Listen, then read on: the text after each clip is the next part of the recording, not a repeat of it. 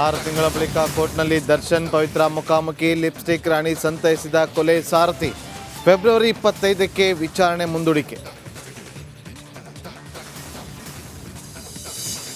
ಈಗ ಶಸ್ತ್ರಾಸ್ತ್ರ ಹುಡುಕಬೇಕು, ಎಲ್ಲಿ ಕಾಡಲ್ಲಿ ಇಟ್ಟಿದ್ದಾರೆ ಅಂತ ಅವ್ರನ್ನ ಕೇಳ್ಕೊಳ್ಬೇಕಾಗುತ್ತೆ. ಅವರಿನ್ನ ಸಹಾಯನೂ ತಗೋಬೇಕಾಗುತ್ತೆ. ಅದನ್ನು ಕೇಳಿಕೊಂಡು ಮಾಡ್ತಾರೆ. ಈಗ ಶಸ್ತ್ರಾಸ್ತ್ರ ಹುಡುಕಬೇಕು. ನಕ್ಸಲರ ಶಸ್ತ್ರಾಸ್ತ್ರಗಳು ಏನಾಯಿತು? ಬಂದೂಕುಗಳನ್ನು ಪೊಲೀಸರಿಗೆ ಒಪ್ಪಿಸಿಲ್ಲ ಯಾಕೆ? ಹೋಮ್ ಮಿನಿಸ್ಟರ್ಗೂ ಗೊತ್ತಿಲ್ವಂತೆ ಮಾಹಿತಿ. ಮಂಡ್ಯದಲ್ಲಿ ಮೊರಾರ್ಜಿ ಹಾಸ್ಟೆಲ್ ವಾರ್ಡನ್ಗೆ ಕ್ಲಾಸ್. ವಸತಿ ನಿಲಯಕ್ಕೆ ಬಂದರೆ ಕಾಲು ಕತ್ತರಿಸ್ತೀನಿ. ಶಾಸಕ ದರ್ಶನ್ ಪುಟ್ಟಣ್ಣಯ್ಯ ತರಾಟೆ.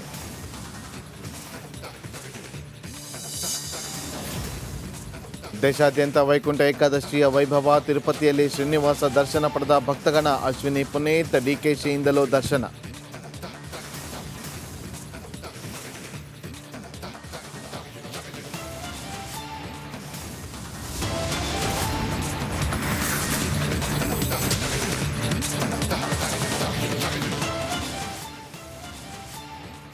ನಮಸ್ಕಾರ, ನೀವು ನೋಡ್ತಾ ಇದ್ದೀರಾ ರಿಪಬ್ಲಿಕ್ ಕನ್ನಡ. ನಾನು ನಾಗೇಂದ್ರ ಪಾಪ್. ರೇಣುಕಾಸ್ವಾಮಿ ಕೊಲೆ ಪ್ರಕರಣದ A1 ಆರೋಪಿಯಾಗಿರುವಂಥ ಪವಿತ್ರ ಗೌಡ ಹಾಗೂ A2 ಆರೋಪಿಯಾಗಿರುವಂಥ ದರ್ಶನ್ 6 ತಿಂಗಳ ಬಳಿಕ ಇವತ್ತು ಮುಖಾಮುಖಿಯಾಗಿದ್ದಾರೆ. 57ನೇ CCH ಕೋರ್ಟ್ನಲ್ಲಿ ಇಬ್ಬರು ಮುಖಾಮುಖಿಯಾಗಿದ್ರು. ದರ್ಶನ್ ನೋಡ್ತಾ ಇದ್ದಂತೆ ಪವಿತ್ರ ಗೌಡ ಕಣ್ಣೀರು ಹಾಕಿದ್ದಾರಂತೆ. ಲಿಪ್ಸ್ಟಿಕ್ ರಾಣಿ ಬೆನ್ನು ತಟ್ಟಿ ಸಾರಥಿ ಸಂತೈಸಿದ್ದಾರೆ. ಇದೇ ಸಂದರ್ಭದಲ್ಲಿ ಭಾವನಾತ್ಮಕ ಕ್ಷಣಕ್ಕೆ ಕೋರ್ಟ್ ಇವತ್ತು ಸಾಕ್ಷಿಯಾಗಿದೆ.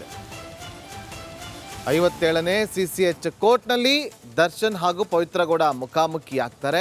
ಆ ಸಂದರ್ಭದಲ್ಲಿ ಪವಿತ್ರ ಗೌಡ ಕಣ್ಣೀರು ಹಾಕ್ತಾರೆ ದರ್ಶನ್ ಅವರನ್ನು ನೋಡ್ತಾ ಇದ್ದಂತೆ.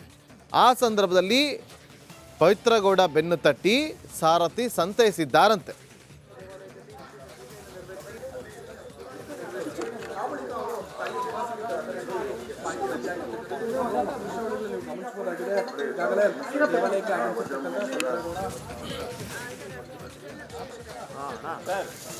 ಕೋರ್ಟ್ಗೆ ಆಗಮಿಸ್ತಾ ಇದ್ದ ಸಂದರ್ಭದ ದೃಶ್ಯವನ್ನ ನೀವಿಲ್ಲಿ ಗಮನಿಸ್ತಾ ಇದ್ದೀರಿ.